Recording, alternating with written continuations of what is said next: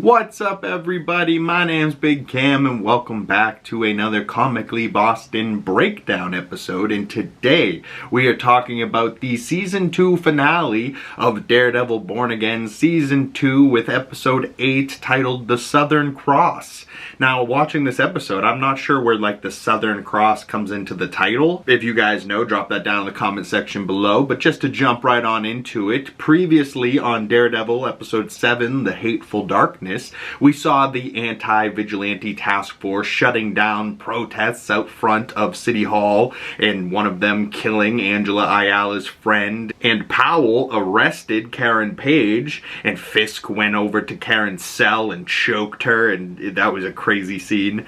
But Matt, we then saw uncuff Dex and lets him go to go fulfill his last one good deed, and that was to go protect the governor from Fisk's hitman that's coming to kill her. But the trial for Karen Page started last episode, and Matt returned to the public eye to represent Karen as lawyer Matt Murdock in his first public appearance since the season 1 finale. We also saw Heather trying to do a psych evaluation on Karen that ended up with her seeing muse and seeing anger and slapping Karen and choking her and being like, "Don't pity me," and Karen laughed at her, but she said, "Oh, we'll see each other again someday, so maybe these two will have another fight maybe in season 3. But also last episode, our poor friend Daniel was trying to protect BB from Buck and paid the price for it with his life as Buck shot him in the head. But also toward the end of last episode, Jessica Jones was supposed to be leaving, but she stuck around New York. So Jessica Jones returned to Matt as he was in a church saying a prayer, trying to pray away his bullet wound that's in his leg. And obviously that was from after the trial. They left and the task force tried to kill the lawyers representing Karen and, took shots at Krysten and Cherry and Matt took a shot to the leg, but, threw his cane through the windshield and stopped the ABTF guys, so that's the last time we saw Matt. And we open the season 2 finale with the intro. Sometimes they do like a scene and then the intro and then the rest of the show. This time they're jumping right into the intro after the recap. But after the intro, we open on a flashback that Karen Page is thinking about, and she's thinking about her and Matt at another date at their first day spot with the little chili peppers and the lights hanging from the ceiling. And we saw them go and meet up at this spot when they got separated after one of these episodes. But Karen, we see, this is just all in her head as she gets snapped out of this good memory of her and Matt having fun, smiling, laughing, having a date, you know what I mean? Instead, she gets snapped out of it by the gavel at this court case, and we see that Matt is late for day 2 of Karen's trial. Uh-oh. And we cut over to see Matt is getting patched up by Jessica Jones in Frank's hideout. And she's putting a cortisol shot into the area around his leg. And he goes, "I'll be fine. I need time to heal." Or a new kneecap, which the bullet wound is right above his knee. So is this going to be a problem for Daredevil going forward? He's going to have to get reconstructive knee surgery after this bullet wound? I'm sure he'll be fine next season and they won't even talk about it. But, bullet wound to the leg, not always great. We then cut over to Buck going to tell Fisk that Daniel didn't deliver BB, and just the way that Fisk was like, "Did Daniel deliver BB like he was supposed to?" And Buck just goes, "No, he didn't." And Fisk's face as he turned and was like, "Oh, no, I kind of liked Daniel, but if he failed, he failed, We don't accept failure around here, and Fisk only has so much leeway, you know what I mean? As much as he saw Daniel as a son, Daniel didn't make it. Rough. But Fisk tells Buck that Matt Murdock survived the night and hands Buck a letter, and Buck says, as he's reading it, "You sure you want to do this? I'll make arrangements," so what does Buck and Fisk have planned for Matt? Uh-oh. We then cut back to the court case and we see Heather is on the stand, for questioning, and Hochberg's talking to her, asking her some bullshit questions, and Matt walks in late to the court, but he arrives and he limps in with his bullet wound in his leg, and they're like, "Jesus, we thought you were dead. Are you okay?" And he goes, "Yeah, I'm fine. Just got shot in the leg." And just turns and just it's nothing. Just a normal day for Matt. Just a bullet wound. It's fine. He did take a bullet wound for Fisk in the season finale last year and ended up fighting in the finale the whole rest of the episode, you know what I mean? So like, oh well, I guess Matt can take a bullet, and it's not the first time, not going to be the last probably either. But Matt, you know, after he arrives, he immediately, you know, objects to something that Hochberg is saying to Heather, and, you know, the judge is like, yeah, Hochberg, you know better, come on, man. And, you know, so Matt just making everybody look like bad lawyer because he's the best lawyer. And, you know, Matt asks Heather questions, and she lies about striking Karen Page on the stand, you know, and like, so much for like, oh, I promise to tell the truth and nothing but the truth, and then they get up there and then just lie. It's like, what is the point of court if everybody that goes and sits up there is just gonna lie anyways? Like, people are scumbags, you know, there's no dignity, there's no integrity in humanity anymore. Terrible. But as this is happening, we see Dex setting up a sniper, but AVTF guys are with him. Maybe that's not Dex, you know, but he was in the Dex Bullseye costume. But we then see Matt calls Wilson Fisk to the stand, and they're like, are you sure you want to do this? He goes, oh, I'm sure. And then Fisk walks into the court all slow motion, all big and imposing, and I love it, like the camera's always low on Fisk, so he just looks so much larger than life. And he walks in, and then a bunch of AVTF agents walk in after him, and then Fisk just starts talking, like he sits down like for questioning, but nobody's asked him any questions, and he just starts talking, and he's like, when I was a boy, I was meant to find the biggest bully in the yard and take care of him. And everyone was just like, was this a speech? Why are you saying this? You know, like, I just thought it was funny how Matt was like, okay, thank you for your speech. We're gonna start asking you questions, I guess. Like, it kind of reminded me of like a Biden or a Trump, you know what I mean? Just kind of gets up there and, hey, I'm not playing around. I'm not kidding, no joke. I got on a train one time. Biggest train, I got a large train, it's biggest train there was, fastest too.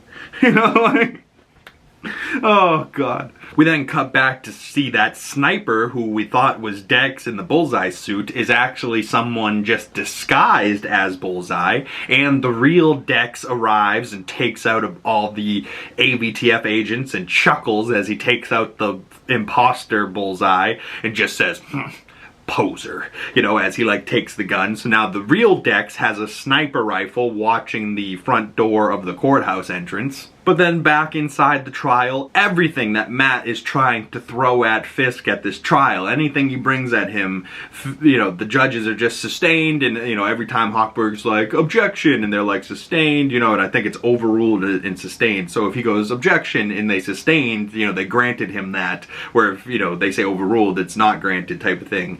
I'm not that well versed in lawyer shows, but I think that's how it works. But, you know, either way, Matt tries to throw everything, and just keeps getting thrown back at him, like, nope, sustained, sustained, sustained, like, you can't say this, blah, blah, you know, it just feels like such a corrupt kangaroo court, you know what I mean? And then Matt tries to bring, like, his little ace up the sleeve, and he brings the testimony of the first mate of the Northern Star, of Kristolfi's testimony that they have on footage. This obviously is the first mate from the first opening episode, the Northern Star of this series, so tying in the first episode to the finale, I kind of dug that as well.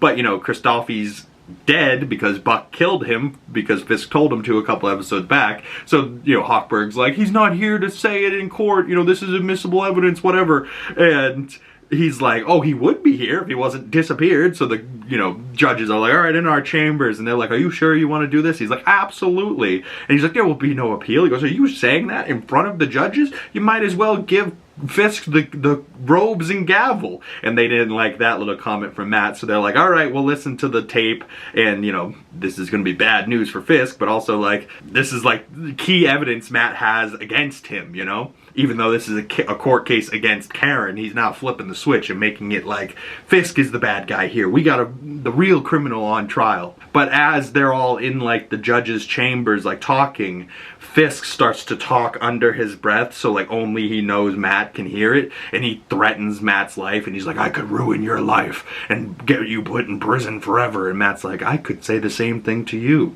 But Fisk doesn't have super hearing, so the judges are like, excuse me? And Matt's just like, no, this video is relevant, I promise, you know? So they let him show the video. So the judges allow Matt to play the first mate's testimony, and Matt's trying to ask Fisk like questions still, but Fisk is like refusing to answer. So he's like, real straightforward question, did you bring in guns through your port? And Fisk says, you don't get to know what comes through our port. It's above your pay grade, little man. And Matt says, there's only one man who we established was on that boat, and that's Daredevil, right? And even Fisk confirms that it's Daredevil and tries to blame the Northern Star explosion on Daredevil and whatnot. And Matt says that Daredevil is in this courtroom today. And I was like, uh-oh, is Matt about to reveal his secret identity to save Karen and, more importantly, fuck over Fisk? And Fisk is like, you fool. And Matt's like, I'm no fool. I'm Daredevil. And, you know, Tony Stark's his personality and his identity to the entire courtroom, and then, you know, everyone doesn't believe him at first, so he has to like throw his baton to like prove that he is. And I thought that was a little bit of a goofy move, but like everyone just seemed to be like, oh, I guess he is Daredevil. But I have a clip of him revealing his identity to the public. No, I'm not. I am Daredevil. But objection. Objection. Order. Your Honors, this is Order. insane. Order. Order. Representing please. a criminal, what is this? Are you honestly going to tell this court that Daredevil is a blind man?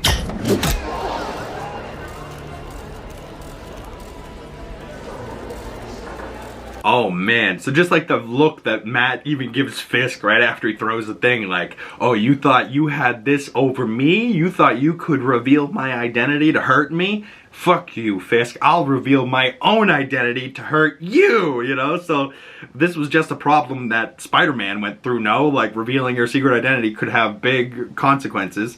It looks like there's going to be some problems going down the line for season 3, because now Daredevil is no more, and Matt Murdock, right? Like, they're just all in the same now. There's no secret identity anymore, which has to be a little bit liberating for Matt, but at the same time, it's going to be, you know, put a huge target on Matt Murdock and anybody that he likes, you know, anybody he loves, Karen, his friends, his family, the church, you know what I mean? Yeah, I feel like this is only going to be a problem. Like, this can't end well in any way, shape, or form. And, you know, it didn't end well for Spider-Man. He had to get Doctor Strange to do a whole spell to fix it, you know what I mean? So now the next time we see Spider-Man, his identity will be restored, but the next time we see Daredevil, his identity will be exposed. Like, that's crazy. And then as Matt reveals he's Daredevil, he makes a strong and powerful speech that this is a sham court and it's ran by one man, and that, like, he has a vendetta against Daredevil, and that Daredevil was the one that put him behind bars, and that Daredevil is the only one that could tell the real court what happened on the Northern Star and who the real criminal is.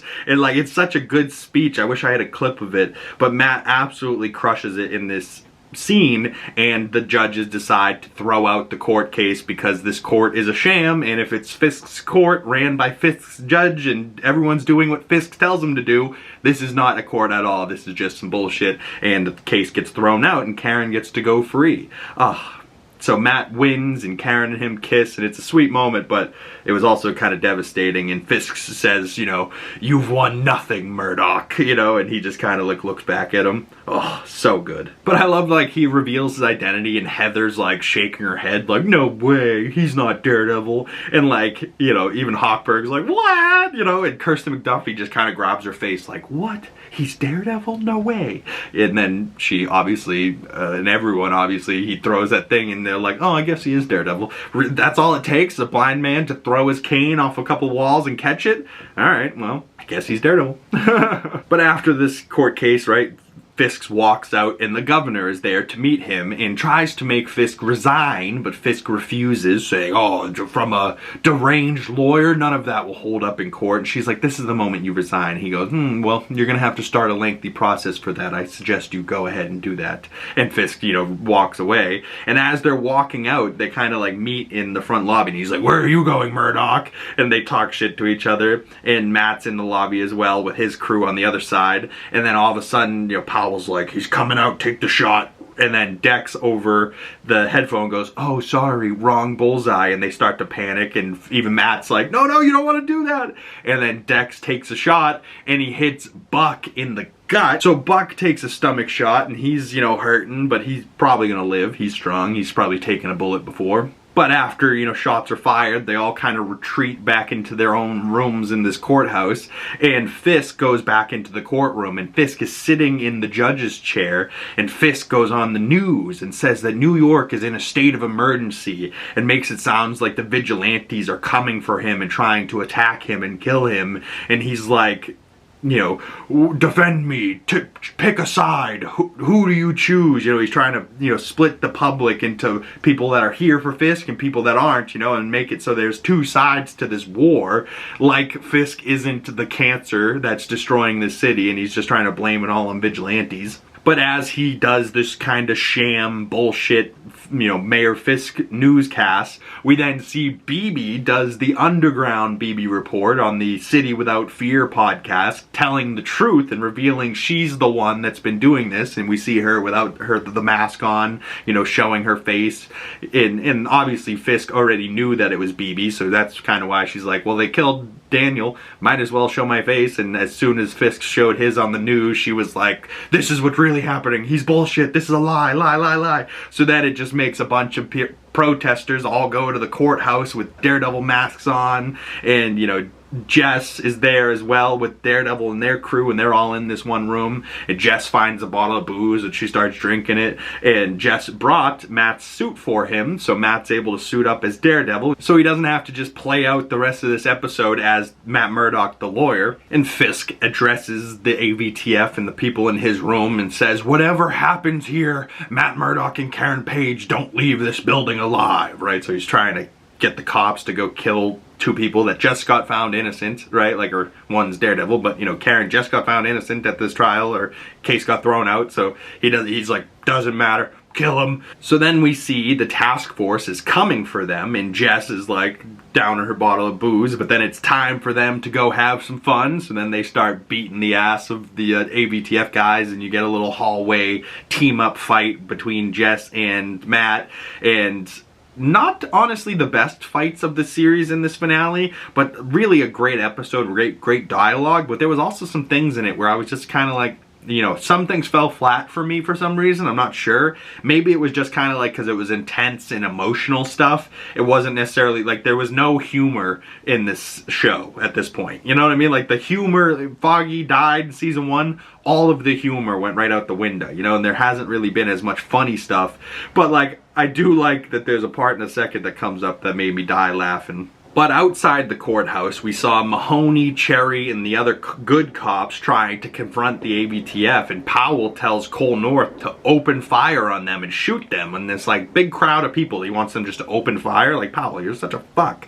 But even Cole North comes to his senses, and he's like, what are you talking about? They're one of us, they're cops. And he's like, what are you talking about? Shoot them, I'll do it myself. And, you know, Angela's like, why don't you tell him about Hector Ayala? And Powell's like, Hector's a cop killer. And his wife is like, he would never kill a cop. And Cole North's like, dude, you told me they pushed him off a bridge, right? So Cole North killing Hector Ayala in season 1, we thought was just Cole North acting on his own accord, which it kind of was, but it was because he was told by Powell that Hector Ayala was a cop killer, right? So not necessarily making Cole North a good guy, but not making him as much of a shitbag as Powell. And, you know, Powell goes to shoot Cherry, and Cole North knocks him out and lets them in, you know, decides not to be the AVTF anymore and just goes, all right, let him in, and the crowd rushes the building. But we then cut back inside to the little courtroom, and Heather is like trying to get Hawkberg's jacket for Buck because he's shivering and he's got the bullet wound, right? So she's trying to like take care of Buck.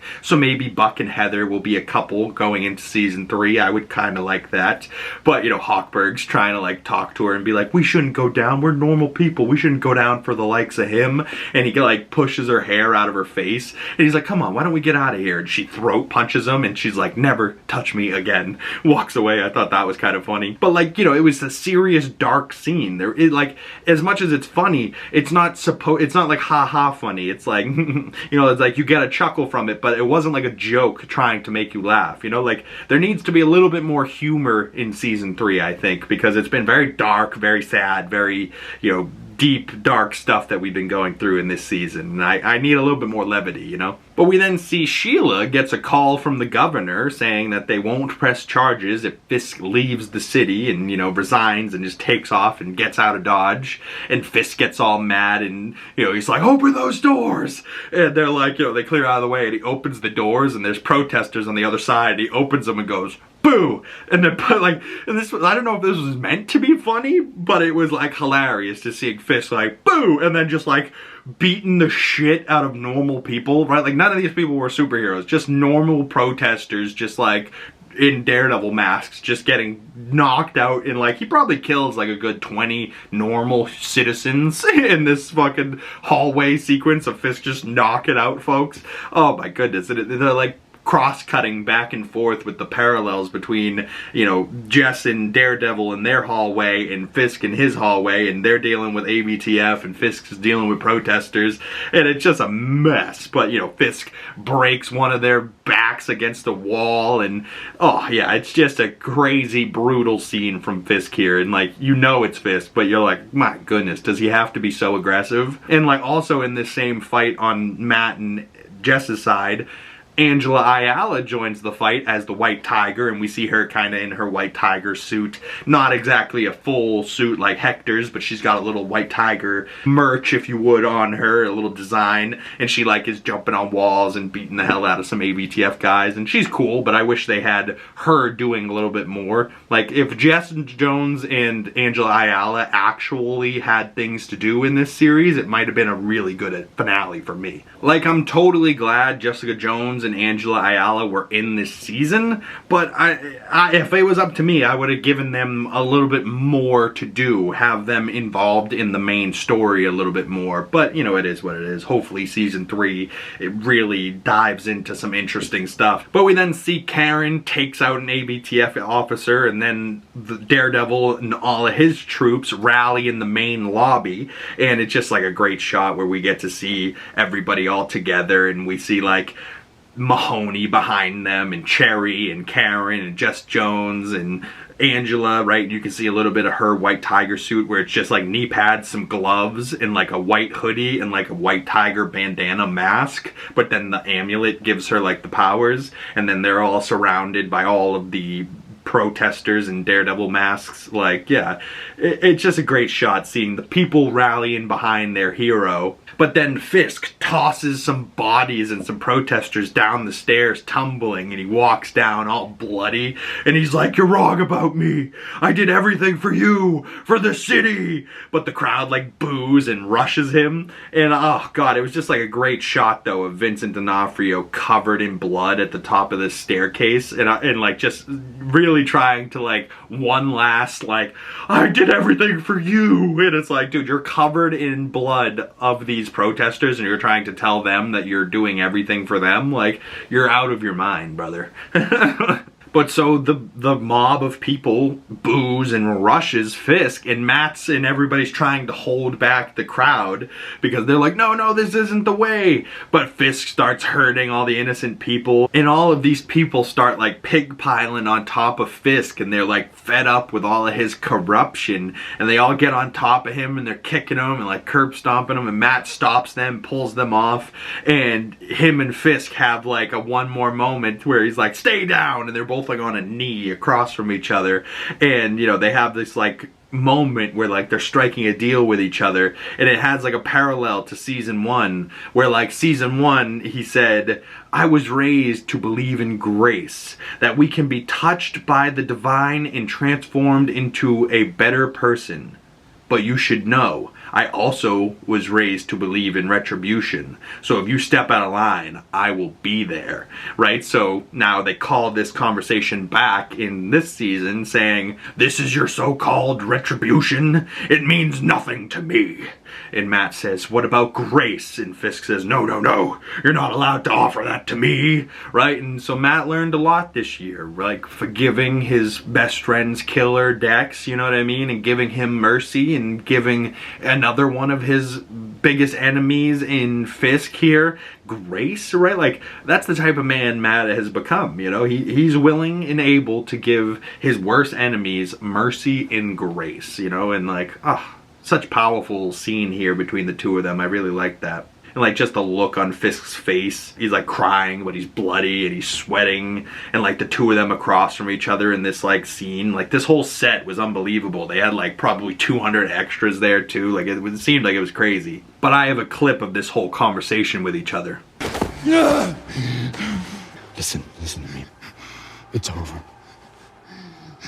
It's over for both of us.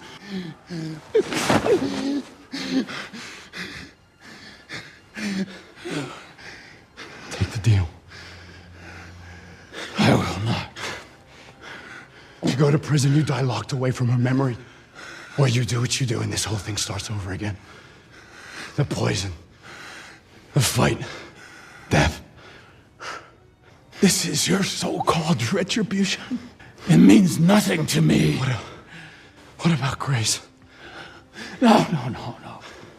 You are not allowed to offer that to me. I believe you love this city same as me. We have the Opportunity to give it peace. even if we have none. That's grace.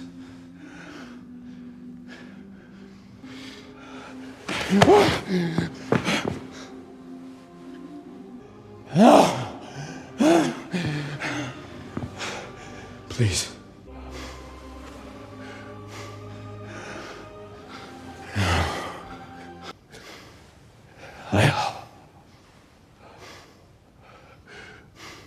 I accept. You understand if I don't shake your hand? Yeah, Wilson. I understand. And I think they cut to black right after that too. But, you know, I just love that was a great scene between the two of them. He ends it with, you understand if I won't shake your hand. And he's like, yeah, I understand, Wilson. You know, like, and these two, they respect each other, but they hate each other so very much, you know? And it's, you know, but I love that, like, Fisk wouldn't accept the governor's deal, right? Like, the government, you know, he's like, fuck all that noise. But Matt Murdock, you know, Daredevil's deal, the two of them, you know, he respects that deal and he accepts as much as he doesn't want to. Because at first he's like, no. And he looks at the crowd and he's like, you know, he's right. We're both finished. You know, like there is going to be no more Daredevil. There's certainly going to be no more Mayor Fisk. We're both done. Just take the deal and leave. So he takes the deal and he accepts, but he will not be shaking his hand. But they cut to black after that clip and we see shots of the city quiet again, the Fogwell's window repaired, and like nobody at City Hall. Karen and Matt went back on their first date again and they're back at that restaurant and they're in the window talking and they're like enjoying their moment of normalcy for just a moment, but they don't know how that works. They're like, normal. I don't know how that works. They're like, me either, you know, like, and they're so cute together, but this is a short-lived moment because the cops pull up and Karen says, I thought we would have had more time, as they come in and arrest Matt for Daredevil's crimes, and at least the ones that they think Daredevil did, but, you know, he can't necessarily prove himself innocent for all of Daredevil's crimes, and he did, you know, out himself as Daredevil, so he has to, you know, face the Pied Piper, you know, and go to jail for his crimes. So out of all the people that should be in jail at the end of the season, we thought maybe Karen, Fisk, no, Matt ends up in jail. What?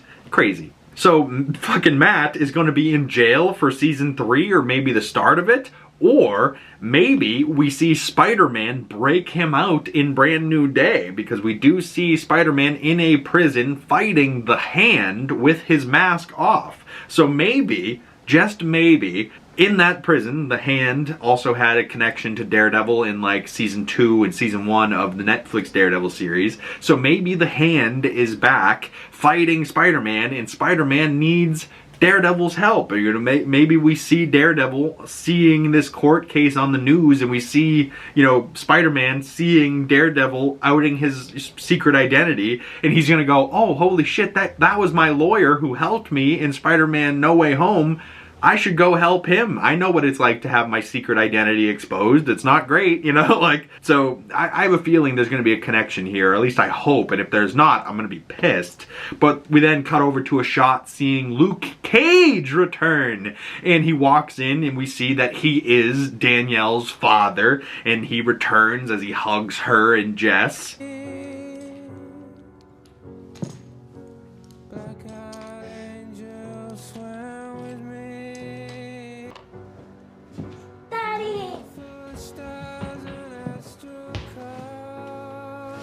Oh, I missed you so much. And we cut over to Ellison from the Netflix show as he's giving BB a box of like newspaper clippings that were all Ben Urich's newspaper clippings, her uncle. And it seems like she's in his old office as she now gets welcomed to the Bulletin. So in season 3, BB will be a reporter at the Bulletin. Maybe Karen will go back there and get a job with her. You know, that would be nice instead of Karen being a vigilante out there somewhere. I don't know. I certainly hope not. But we cut back to Luke and Jess having a quick moment, and Luke says that he's done with the work overseas and he thinks that they found someone else. But who? As we then cut over to Mr. Charles on a flight getting called Mr. Robertson by the stewardess. And the stewardess tells him that he has now become a million-mile club flyer. So he's like, you know, earlier in the season, he was like, I need to get my miles for the flights. He didn't need the miles. He has 1,000,000 miles. How many flights has this guy taken? He's all over the world, it seems like. And if he's working for Val, you know, he's working for the CIA. But Mr. Charles, Mr. Robinson, what is this guy's real name? Clearly, Mr. Charles isn't his real name. So there will be a mystery unfolding further with Matthew Lillard's character. Hopefully he gets revealed to be somebody really good at the end of the day, you know. But as, you know, Mr. Charles or Mr. Robertson, whatever his fucking name is, gets this million-mile club flyer card, we see that he is sitting next to Dex. So Dex Bullseye will be the new person they found to take over Luke's old job. But like, what is the job and why is he overseas? And like, you know, was Luke killing people and now the CIA's like, hey, you know who's really good at taking orders and killing people?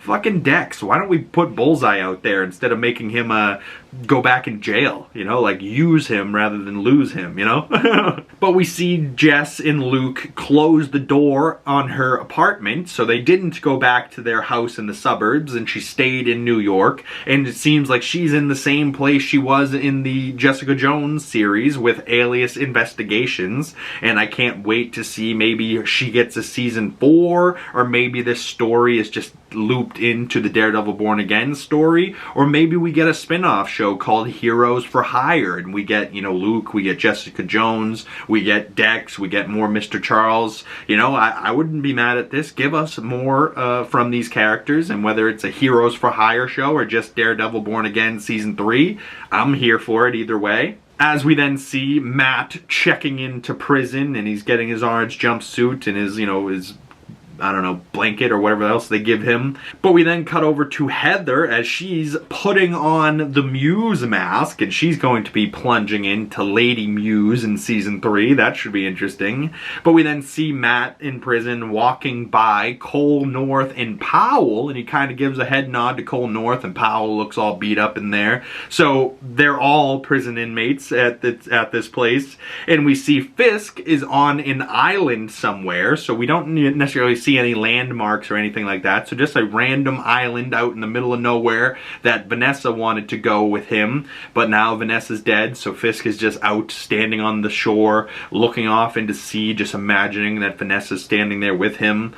This is probably going to be short-lived, or maybe they're just trying to give Fisk a season off, but I don't think so. I think Fisk is going to be back in Daredevil Born Again season 3 with a beard. So what is going on in season 3? I'm very interested. But this season ends with them closing the cell door on Matt, and he's kind of sitting in there, and he kind of smiles, and he kind of like just grins like, yeah, this wasn't exactly the plan, but it all worked out in the end. Fisk is no longer mayor, and Matt got what he wanted, but now he's going to have to survive on the inside of this prison cell as it cuts to black as the cell door closes. And I was just like, damn. So Matt is going to be in prison for season 3. That explains why his beard's going to be longer. And Frank's special is next week. So is in Frank's special, we're going to see him breaking Matt out of prison? Maybe. But also, Frank's special presentation is titled One Last Kill.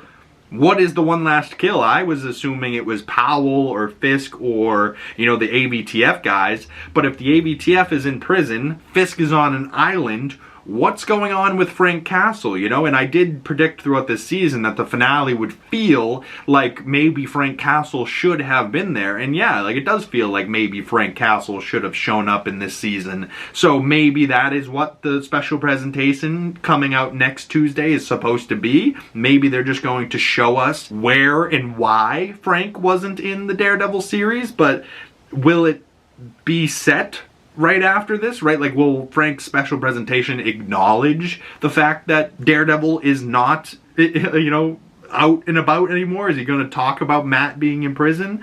And also, does the special presentation lead into Spider-Man Brand New Day? Because we know Punisher is supposed to show up in that. So, like, I don't know. I really want it to, but I guess we'll have to figure that out next week. But like I said, is Spider-Man in Brand New Day going to break Matt out of prison to help him fight against the Hand people, right? Because we do see Spider-Man in prison fighting the Hand without his mask on. So, you know, maybe he's revealing his identity again in this movie? I don't know, but I don't know, man. Matt's a really good lawyer, but how is he going to get himself out of prison? Where is season 3 going to take us? Like, I didn't think this was going to be the wrap-up, you know? Like, and I'm just speculating and my mind's racing on where this could be going. But also, for some reason, the viewership has been down on season 2. And, like, the viewership has been down nearly 50%.